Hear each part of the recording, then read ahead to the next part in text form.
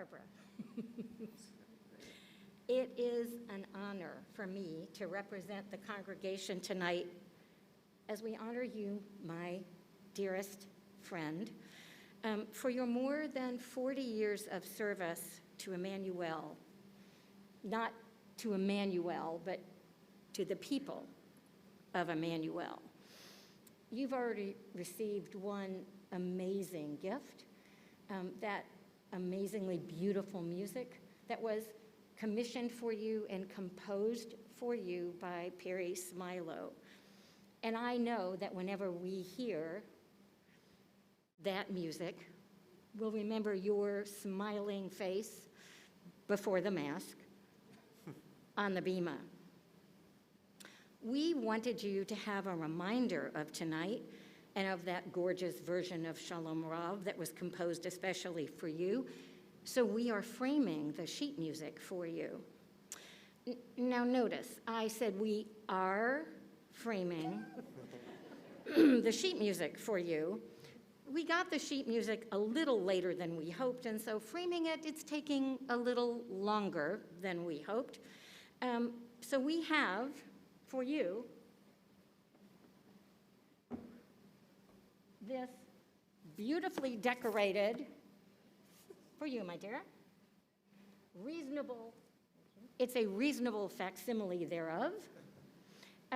So picture, college graduation, you get a lovely blank envelope, and your diploma is on its way. And then, we ask congregants to send in their reflections and good wishes for you on your retirement. Boy, howdy, they did that. And as we looked at some of those names and we saw the list growing, we thought, oh, so-and-so isn't on here. Oh, so-and-so's we have to keep that link open. So we kept the link open, and we kept the link open, and then we had to close it because we ran out of pages in the book. So while you will get the book, you have a reasonable facsimile.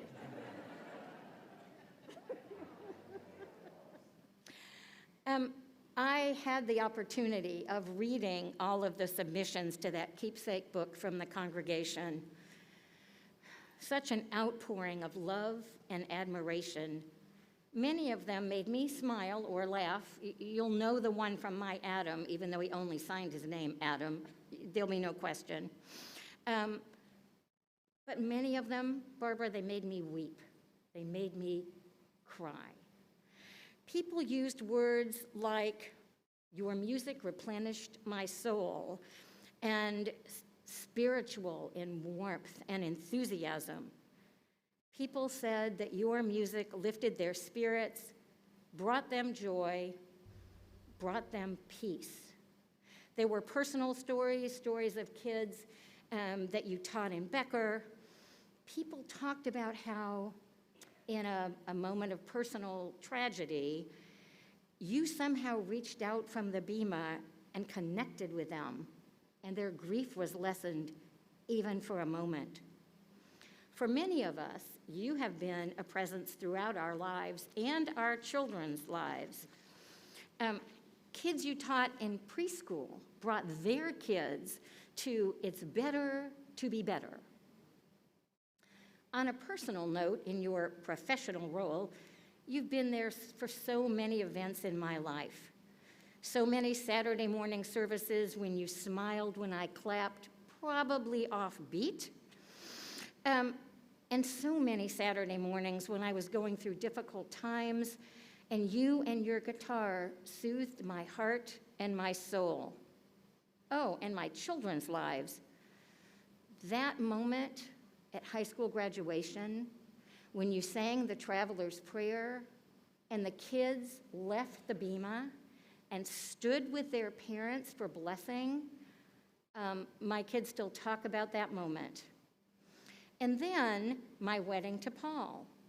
And then, of course, our granddaughter's naming ceremonies, where you and your guitar welcomed the littles into covenant with God. One of my favorite memories is of you sitting on our stairs with a little 2-year-old with probably very grubby hands plucking on your guitar. And if I have those memories, so too do many other people whose lives you've touched by your neshama, your soul, and your ruach, your spirit. For so many of us, you showed us the way to a living, joyful Judaism. You were recently, very recently, like yesterday, quoted as saying, "My goal all these years is not to perform and not to sing to people or for people, but to kind of help people find their own song." And so when you look at the sheet music framed and hung on your wall, or you flip through the keepsake book, I hope you will know that you have more than met that goal, that you helped so many find their own song, and this congregation, your congregation, is immensely grateful. May you be blessed as you go on your way.